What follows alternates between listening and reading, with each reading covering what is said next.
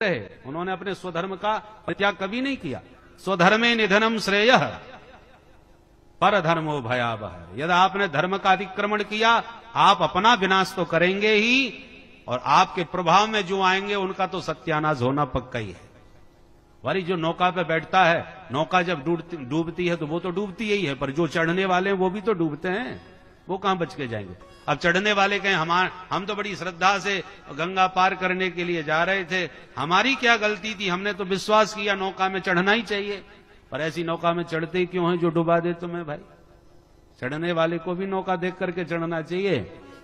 सछिद्र सच्छिद्र और अनाड़ी केवट की नौका में बैठोगे तो बैठने वाला भी डूबेगा। बोलो राधे राधे राधे। इसलिए स्पष्ट भागवत में विधि का निरूपण करते हुए कहा, विरक्तो वैष्णवो विप्रः। विप्र से ही कथा सुनना चाहिए। विप्र शब्द का प्रयोग किया। विप्र का मतलब क्या होता है? विशेषण प्रपूरयति सकल मनोरथान स विप्रः। विप्र शब्द में, द्विज शब्द में और ब्राह्मण शब्द में भी सूक्ष्म भेद है, जबकि है तो एक ही अर्थ में, एक ही के प्रति हो सकते हैं, परंतु अंतर क्या है इनमें? जन्मना ब्राह्मणो गेयः संस्काराद् द्विज उच्यते विद्याभिर्च भवेद विप्रः त्रिभिर श्रोत्रियमुच्यते। ब्राह्मण और ब्राह्मणी के द्वारा जिसका जन्म हुआ है वो विशुद्ध ब्राह्मण कहलाता है। ये ब्राह्मण हो गई जाति। 4 वर्णों में ब्राह्मण, क्षत्रिय, वैश्य, शूद्र। तो ब्राह्मण ये मुख्य जाति जो है, वो ब्राह्मण परिवार में जिसका जन्म हुआ है उसे ब्राह्मण तो कहना ही पड़ेगा। पर द्विज नाम उसका कब पड़ेगा? जब उसका जनेऊ हो जाएगा। जब तक ब्राह्मण का भी यज्ञोपवीत संस्कार नहीं हुआ तब तक वह भी शूद्रवत ही कहलाता है, वह द्विज कहलाने का अधिकारी नहीं है। जब यज्ञोपवीत धारण करता है, विधिवत गायत्री मंत्र की दीक्षा लेता है, तब उसका दूसरा जन्म होता है और वह द्विज कहलाने का अधिकारी बनता है। द्विज का अर्थ है दूसरा जन्म। द्वाभ्याम जायते इति द्विजः। अब यह द्विज बन गया। अब द्विज बनने के बाद, गायत्री मंत्र की दीक्षा लेने के बाद वेद पढ़ने का अधिकार प्राप्त होता है, तब वह वेदाध्ययन करता है। और जब शास्त्राभ्यास और वेदाभ्यास जब करने लगता है, वेद शास्त्रों में पारंगत हो जाता है, तब उसका नाम विप्र पड़ता है। विद्याभिर्च भवेद विप्रः। विद्वान होने के बाद वह विप्र कहलाने का अधिकारी होता है। इसलिए यहां पर ब्राह्मण शब्द का प्रयोग न करके विप्र शब्द का प्रयोग किया है। माने ब्राह्मण भी हो, यज्ञोपवीत धारक हो और शास्त्रों का ज्ञाता हो, ऐसे किसी विप्र को व्यास गद्दी पर बैठाना चाहिए। वेद शास्त्र विशुद्ध कृत, जिसने वेद शास्त्रों को ठीक से समझा है। एक तो होता है पढ़ना, एक होता है समझना। पढ़ने समझने में अंतर होता है, ज्ञान और विज्ञान की तरह।